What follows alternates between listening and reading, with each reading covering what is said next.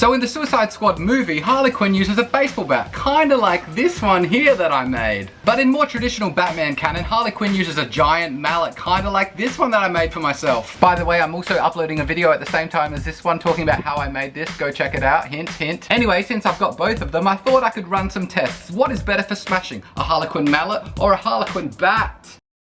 Okay, for test one, I'm gonna get someone to throw a bunch of tennis balls at me to simulate projectiles getting thrown at me in a battle. Gotta see how many I can hit away first with the bat. Okay. Freaking hair. Shit, look at this. Oh. Oh.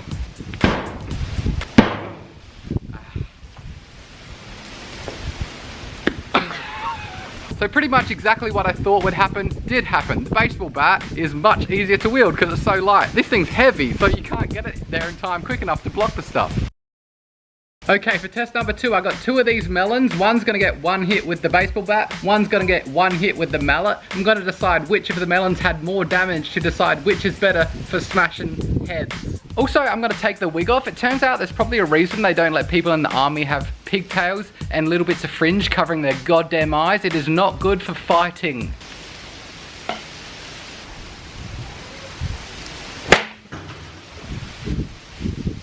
So it got smashed, but it only got smashed into basically 3 big pieces. I'm hoping that the mallet can just obliterate it.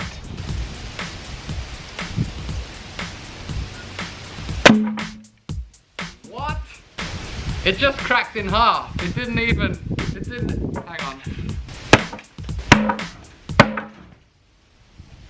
Got meloned on my costume. So I thought the mallet would obliterate the melon in one shot more than it actually did. Turns out hammers and mallets and whatnot only work best when the thing you're hitting is also kept pretty still, like a hammer hitting a nail. When the thing can move, it just moves away from the force of the mallet before it can squash it real good with 1 hit. Although I did keep hitting it and it got pretty dead.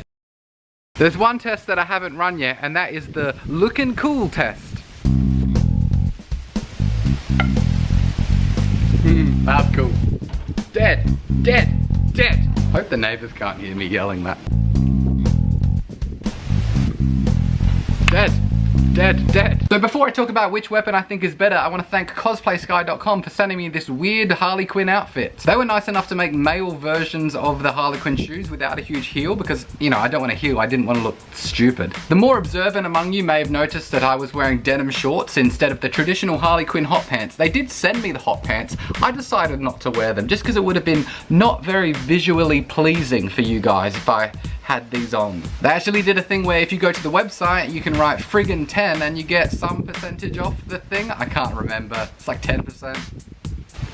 Yeah, it's 10%, I just checked. So what's better, a bat or a hammer? It's definitely a bat. Even though a hammer looks way cooler, a bat is just so much easier to swing around. Most of the times when you see Harley Quinn have the hammer as well, the mallet head is way, way bigger than what I made it. And what I made was even pretty difficult to swing around accurately. So there's no way that a tiny little girl is gonna be swinging a 6-meter wide freaking log on the end of a broomstick. I talk a little bit more about the logistics of making it in the video where I made the hammer. That's the video, you can click on it, you can click on it.